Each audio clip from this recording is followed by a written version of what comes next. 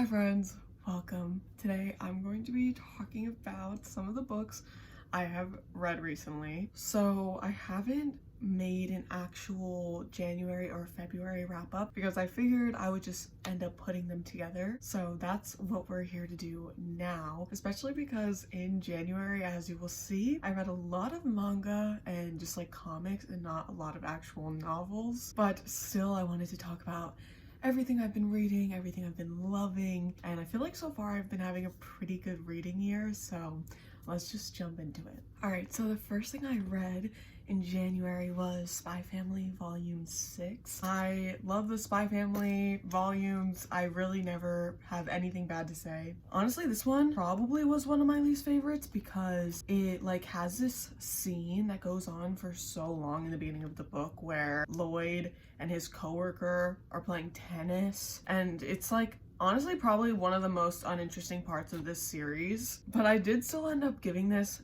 4.5 stars and I rounded it down to 4. I definitely still really enjoyed it. I enjoyed everything past that point, but I do remember that whole thing irritating me a lot. Next, I read the book Kiss Her Once for Me, and I read this around the perfect time because it was like right at the beginning of January when it still felt like the holiday season. And if you don't know, this is kind of like a second chance sapphic romance. It goes back and forth between the past where like our main character was with this girl that she really liked for like literally only like a day or two, and they felt really hard for each other, and then they kind of had to part ways for some reason, and they end up kind of bumping into each other again, but in a really just interesting circumstance because our main character, she starts fake dating this guy. It's like a very like marriage of convenience type thing, and then she finds out that the guy's sister is the girl she's hung up on from like a year ago. So it was really something, you guys. I actually really did enjoy this one. I really enjoyed the main character specifically, and then I really did like getting to know the love interest as well, but I think I was more interested in the main character. I did find her very relatable. This author did mention lots of Taylor Swift. So yeah, I really liked it. I tabbed it a bunch, so I clearly liked it. I honestly just don't even remember that much about it. Like, I remember the key things, but some of it I'm like, it's totally gone. I do know that like this is why I said it was perfect for after the holiday season, because it's set during Christmas, so it's like the perfect sapphic holiday read. And yeah, I think it totally lived up to the hype I was hearing about it. I really enjoyed myself reading it. I gave it a 4.5 stars and I rounded it down to 4. The next book I read was this manga called Murder Princess. I just randomly picked this up when I went to a comic book store. Never heard of this before. I just thought it looked really interesting, and I ended up giving this 3.5 stars. I rounded it down to 3 because what happens in this book is like basically somehow the princess and this other girl who's like I think a part of like an assassin group or something like that, they basically like bump into each other and switch bodies. Like I don't know the science behind that, but that's what happens. And so then like the girl who's a killer is the princess now, and the princess now is like basically her handmaiden. And while this story was like very interesting and you know it really like jumped into what was going to be happening, I do feel like everything was super underdeveloped. I feel like there was a lot of potential here, but not all of it was fleshed out enough for it to be like truly what it could have been. But yeah, I still enjoyed myself. I thought it was a pretty solid read and still really entertaining and fun. The next thing I read is this like small comic I got on Free Comic Book Day called Galaxy the Prettiest Star. And when I tell you, I have no memory of this at all. Okay, some things are coming back to me. I see. Okay, so I think in this, right, you're following this main character who looks very different from everyone else. And then like, it's just a short story about her friend kind of helping her to feel like more confident to step into her body. So here's some of the artwork. It's very cute. And it was clearly very good because I gave it 4 stars, but can't literally tell you anything else. Let's see, maybe on the Goodreads page it says something of value. Oh, okay, right. Okay, so it says, it takes strength to live as your true self, and one alien princess disguised as a human boy is about to test her power. That's what it is, because she's disguised as a boy in the beginning, and then her friend knows what her true self looks like. I guess she can kind of like shapeshift. And it says it's a vibrant story about gender identity, romance, and shining as bright as the stars. The next two things I read were the 3rd and 4th issues of the Harley Quinn Legion of Bats series. I gave the 3rd issue 5 stars, and then I gave the 4th issue 4 stars. Why?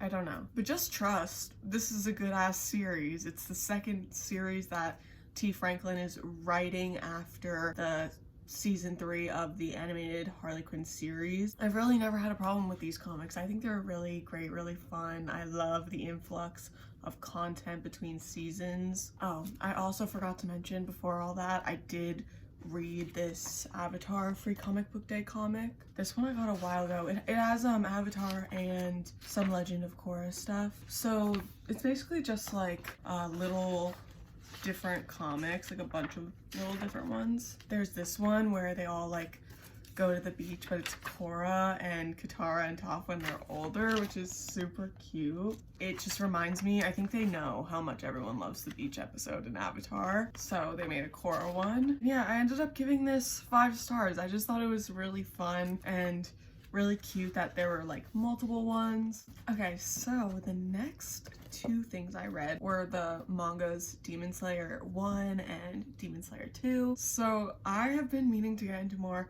popular manga. I just kind of want to know what it's all about. You know, I've been reading Spy Family for a really long time, but I haven't really branched out at any point. So anyway, I read these 2 and I really like them. If you're not familiar, this basically is set in a world where you're following the main boy Tanjiro and his family, but right in the beginning of the series, his family gets killed by demons. Except his one sister lives, but she lives because she got turned into a demon. So now he's trying to save his sister and protect his sister because there are these demon slayers also who want to protect people and kill demons. So he goes to become a demon slayer so he can protect him and his sister. And it's honestly really wholesome, surprisingly. It's still very, you know, heavy. His family just died. He's trying to kill demons. There's a lot of death and gore, but it's very wholesome because I feel like Tanjiro is such a great main character. He's such just like a pure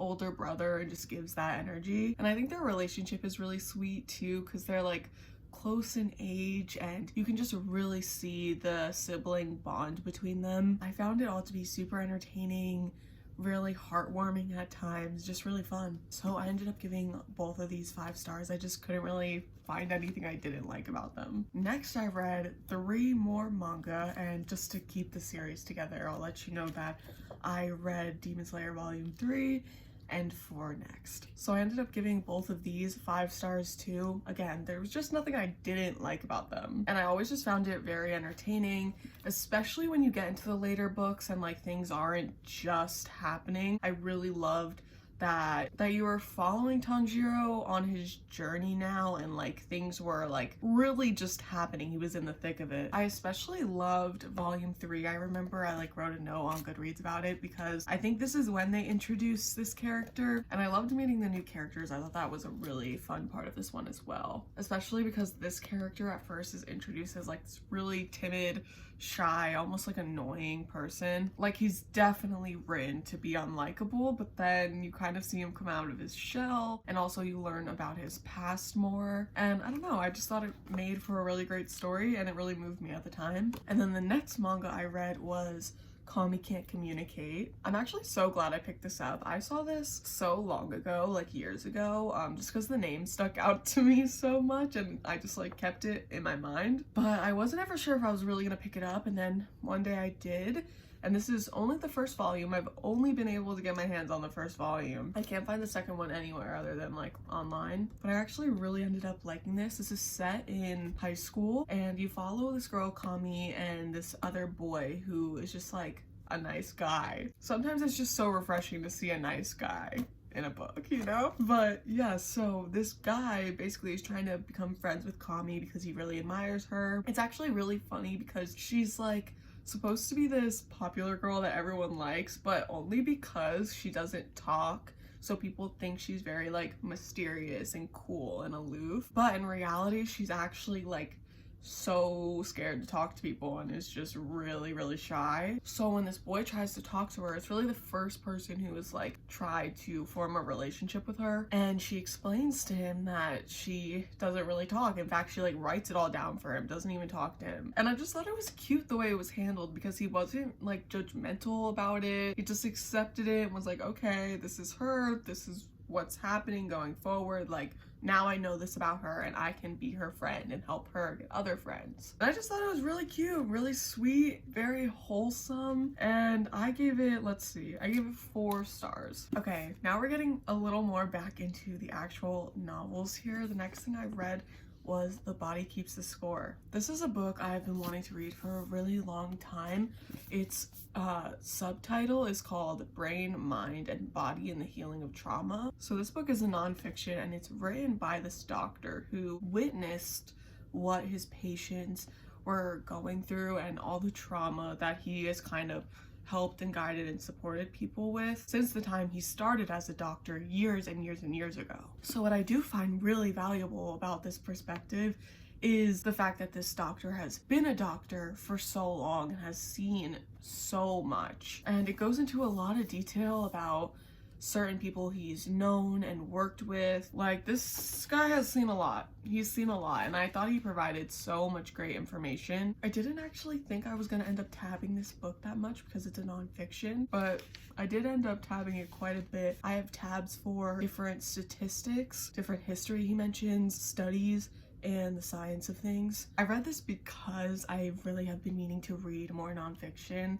and I really want to make that a goal of mine this year, especially because I'm not in school anymore. So this was definitely on the top of my list when it came to nonfiction, and honestly, it did not disappoint me much at all. I will say there were things that I wish were included more, but everything that was in here felt very valuable to me, and I really loved learning about it. Just to like give you an idea, let me read the like chapter section titles. So part 1 is The Rediscovery of Trauma, Lessons from Vietnam Veterans, Revolutions in Understanding Mind and Brain, Looking into the Brain, the Neuroscience Revolution. Part 2 is This Is Your Brain on Trauma, Running from Your Life, The Anatomy of Survival, Body-brain connections, and Losing Your Body, Losing Yourself. Part 3 is The Minds of Children, Getting on the Same Wavelength, Attachment and Attunement, Trapped in Relationships, The Cost of Abuse and Neglect, What's Love Got to Do with It, Developmental Trauma, The Hidden Epidemic. Part 4 is The Imprint of Trauma, Uncovering Secrets, The Problem of a Traumatic Memory, The Unbearable Heaviness of Remembering. Part 5, Paths to Recovery, Healing from Trauma, Owning Yourself, Language, Miracle and Tyranny, Letting Go of the Past, EMDR, Learning to Inhabit Your Body, Yoga, Putting the Pieces Together, Self-Leadership, Filling in the Holes, Creating Structures, Applied Neuroscience, Rewiring the Fear-Driven Mind with Brain-Computer Interface Technology, and Finding Your Voice, Communal Rhythms, and Theater. So yeah, hopefully that gives you a little bit of an idea. I really loved this book. I highlighted it so much. I can definitely see some people's perspective on thinking this book was sort of lacking or maybe a little biased, just because this was from one man's point of view, but I still really liked it a lot. I do feel like if there was anything I wish was in here more, it would kind of be maybe the discussion about generational trauma. I think that was missing here. But otherwise, I do think it was really well written. I was so interested when reading about different statistics, different studies, and like the history of so many things I didn't know before. This was one of those books for me that like, while I was reading it, I was telling people the things I was learning from it. This definitely taught me a lot about the brain. And I think like that's something too to keep in mind going into this, is this book focuses so much on the science of trauma, but I feel like it does do a good job of balancing what's so personal about it and how it affects individuals. Okay, this was what I was looking for. So something in here that really stuck out to me among so many other things, but this I shared with a lot of people, is the fact that when talking about hysteria and the history of it, I learned from this book that the word hysteria, the name, comes from the Greek word for womb. Can y'all believe that shit? But anyway, I did really enjoy this and I ended up giving it 4 stars. The next thing I read was Demon Slayer Volume 5.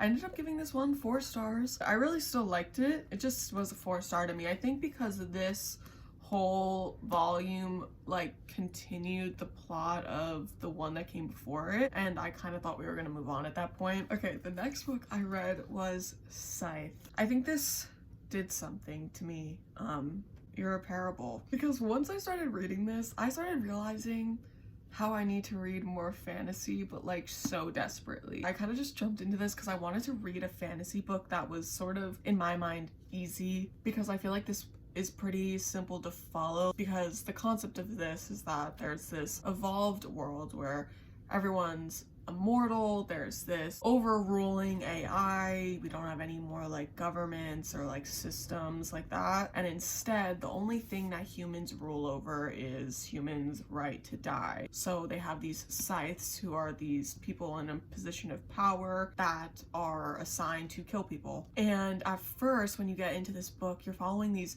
2 characters who are recruited eventually to become scythes, and they're recruited by this one scythe who's very noble, very honorable. He believes that to be a good scythe, you have to not want to be a scythe. You know, you have to not want and enjoy killing people, and that's what makes you a good scythe. So he kind of brings them up in that way, and that's where the book begins. Then you start following the 2 main characters and their friendship, their relationship, their mentorship, and how that evolves. I just really enjoyed the world that we were in. I love that it was so different from this world. I also just love the fact that it conquered all these like outlandish ideas. Like there's no punishment, no death. If someone does get really injured, they can always be revived. There's no war, no misery, no one knows pain. And this AI they have called the Thunderhead is super interesting. I did like the characters. I think they grew on me more as the story went on, but yeah, there were definitely a lot of twists and turns in this that I was not expecting, and I think it just always kept itself entertaining. It was really easy to read and really easy to get through. I definitely got super invested in this and the story, and also like all the conflict that was happening in this world, because you're really introduced to the idea here of what would happen if this position of power got taken advantage of and someone truly evil got to be in this position and also got to influence others. So I just really ended up liking this a lot, and as you will see, I did want to continue with the series. So at the end of the day, I gave this 4.5 stars and I rounded it down to 4. The next book I read was Astrid Parker Doesn't Fail. I had to get into a little bit of romance. It was February, you know, and I ended up really enjoying this. This is the second book that comes after Delilah Green Doesn't Care, which I loved, so I had high expectations, but this honestly did not fail me at all. I was really worried going into it because I didn't love Astrid in the first book, but I definitely found her redeemable by the end, and I really liked following her in this book. I actually found her a really relatable character, and I really liked being in her head, and her love interest was super sweet too. It basically starts off as like Astrid getting this opportunity to work on this like new house because she's an interior designer. It's actually more like a hotel sort of vibe, but it's family owned, so she gets this opportunity to redo it. She gets hired to do it, and it's for a TV show that they're filming, so it's a huge opportunity for her. And she ends up actually running into the girl whose family owns it before they meet up and know that they're going to be working together. When they first run into each other, it's not a great turn of events. It's very messy and awkward, and they don't know each other yet. Then when they find out they're going to be working together, there's lots of tension, lots of angst, but that slowly fades away and gives way to a great fluffy rom-com. I really liked that both of these characters were very similar. I thought their banter was really fun in that way, and I think because of that they were very understanding of each other. I just thought they were a really good match. I also didn't like despise the conflict that happened here. It wasn't really rooted in miscommunication, which is my biggest pet peeve ever. I also ended up giving this 4.5 stars and I rounded it down to 4. But I definitely am going to keep reading the books that come come after this in this series. I'm a big fan. I love the found family here. It's probably one of the best parts of the book, honestly. After that, I read something sort of similar but a little different, which was Sorry Bro. Now, this is similar because this is another romance book, but it's a little unlike the first one. So Astrid Parker is definitely way more fluffy, smutty, exactly what you think you're getting into when you're reading a romance book. This is a little different because you're following our main character, Nara, and she is an Armenian woman living in the Bay Area. And this book starts off with her like getting proposed to by her current boyfriend of a few years that she's no longer interested in, and so he proposes as he's about to go on this big trip, and it's in a way that she doesn't really like, she's not into. And so when he does eventually leave to go on his trip, she ends up kind of taking advantage of their parting of ways, and so she ends up coming to her mom and kind of opening up to her about it and asking her about these Armenian events that take place in the Bay Area and if she could kind of, you know, set her up to go again, because her mom really wants her to be with an Armenian man. She didn't like her last boyfriend very much anyway, so them breaking up isn't like a huge deal in the beginning. And it's really interesting because she's not like super open to it at first. I mean, she is, but you can tell that in the past she wasn't. So there's definitely some hesitancy there, and she's definitely not like as in touch with her culture as she could be. So she decides that this is a good idea and she wants to put herself out there and get to know her community better. And it just turns out so well because she ends up meeting this girl the first time she goes there. She's sitting in the parking lot, she's nervous to go in, and this girl kind of knocks on her car door and is like, hey, let's go in together, I'm here alone too. And they end up forming this relationship, and the girl is actually on the board of people who create these get-togethers. So she is super knowledgeable when it comes to things in Armenian culture, and her and Nara start to get feelings for one another. And it's really sweet because she still ends up gaining so much from her community and learning so much more about her culture. Not only because she is making new friends, there's definitely a little bit of a friend group here, but also she starts, you know, seeing this girl who also is so embedded into her culture. So it's really sweet to see how it all plays out. I will say the conflict in this book is a bit intense, you know, because she's hiding stuff from her family, and it does seem like her family will not like or accept her. So she's very insecure about her relationship with this woman. The love interest though is seriously like the nicest, kindest, most understanding love interest I've ever read. It almost felt realistic in that way because I feel like a lot of the time in romance books there's miscommunication, and in real life people would just talk about it. Like sometimes the miscommunication is just like so far out there that it could just be fixed so easily that it's surprising that it doesn't happen easily, you know? But here the conflict to me felt very realistic. It felt like it made a lot of sense, and it felt realistic that the love interest would be so understanding even in a time where she should be more angry and upset with the situation. But in the end, I feel like it came together really beautifully, and everyone was really accepting of the two in the end and really loving them together. I also really loved and appreciated the fact that our main character was an adult and was going through these things. I feel like that is really rare to see in adult romance books. She was definitely going through it, and I really appreciated seeing that. It just all felt very realistic to me, and I really enjoyed it. This was like damn near a 5-star for me. It was a 5-star experience. I gave this 4.5 and rounded it down to 4. I do think there's a lot more we could have gotten out of this book, but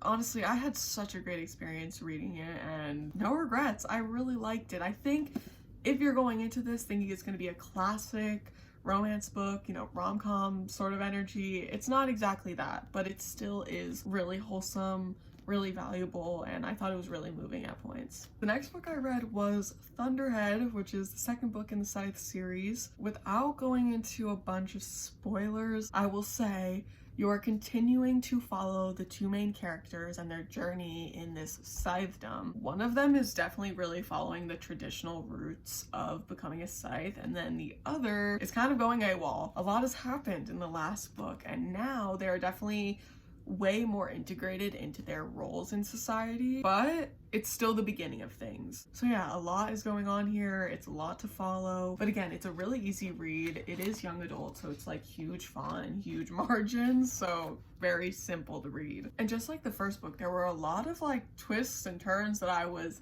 not expecting. I definitely appreciated that because it kept me interested. It kept me like on the edge of my seat. And oh my god, honestly, when I think about this book, all I think about is the ending of this book. It was so intense, so high stakes. I actually thought I was going like through an emergency in real life. Like, the absolute ending of this is insane behavior. I seriously lost my mind while reading the end of this book. It was one of those that I had to put down and pretend didn't happen. I've since reading this have gotten the third book but haven't picked it up because I'm scared. And honestly, I think you have to have written a pretty good book for me to react so viscerally to it. And I was still, like I said, very invested in the characters, much more so in this book. I ended up giving it actually the same rating as the first one, which was 4.5, rounded down to 4. So the next book I read was Spy Family Volume 7.